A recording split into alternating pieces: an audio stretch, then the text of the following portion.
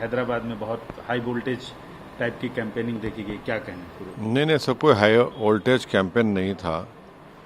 Campaign था, normal campaign था, मगर बीजेपी की तरफ से जो तरीक़ेकार अपनाया गया था कैंपेन का, वो बड़ा ही गलत था, वल्गर था, कम्युनलिज्म को प्रमोट कर रहा था। और इसीलिए हैदराबाद की जनता ने एक तारीख़ी वर्डिक्ट बीजेपी के ख़िलाफ़ दिया है कि 3,37,000 की मेजॉरिटी से यहाँ पर बीजेपी को शिकस्त हुई। तो यही इनका कैंपेन, चाहे वो प्रधानमंत्री का कैंपेन रहा हो या मुकामी बीजेपी का रहा हो, उसको हैदराबाद की आवाम ने रिजेक्ट किया। मैं जिस शुरू से कह रहा था कि ये कैंपेन नहीं चलेगा, क्योंकि अब पॉलिटिकल डिफरेंसेस ज़रूर हैं और रहेंगे, मगर अगर आप शहर के अमन को बिगाड़ने के लिए और नफ़रत की दीवारों का इजाफा करेंगे तो आवाम उसको रिजेक्ट करी, और वही हुआ। सर, जो पूरे देश भर में अखिल भारतीय स्तर पे जो रिजल्ट आए, जो दिख रहा है, जो सियासी सूरत हाल बनी है, उस पर आपका क्या प्रतिक्रिया है? क्योंकि बीजेपी 400 पार की बात कर रही थी, लेकिन वो उन्हें हासिल नहीं हुआ। दूसरी तरफ कांग्रेस को एक ठीक ठाक बढ़त मिली है।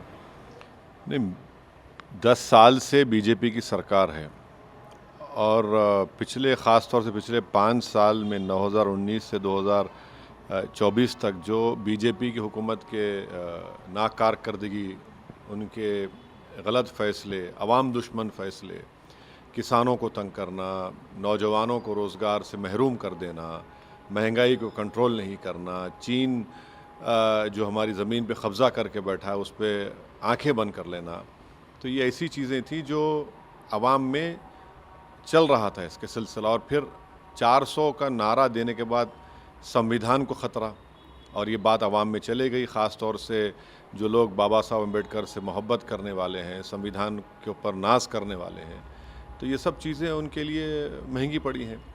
और बहुत से लोग, मुझे लगता है कि जो ये समझ रहे थे बीजेपी नहीं हारेगी, अब आप देखेंगे कल से उनका और ग्राफ गिरेगा।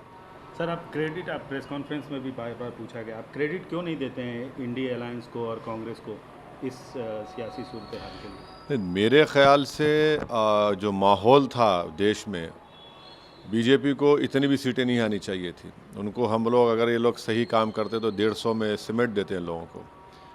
तो ये मेरा मानना है, क्योंकि इतना ज़बरदस्त माहौल था बीजेपी को हराने के लिए।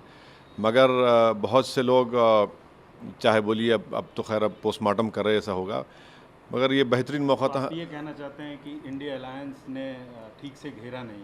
अगर आपकी राय लिए होते या आपको नहीं, सवाल नहीं, सवाल मेरी राय का नहीं है। सवाल मुझे साथ लेते या नहीं लेते, मुझे से कोई फ़र्क नहीं पड़ता।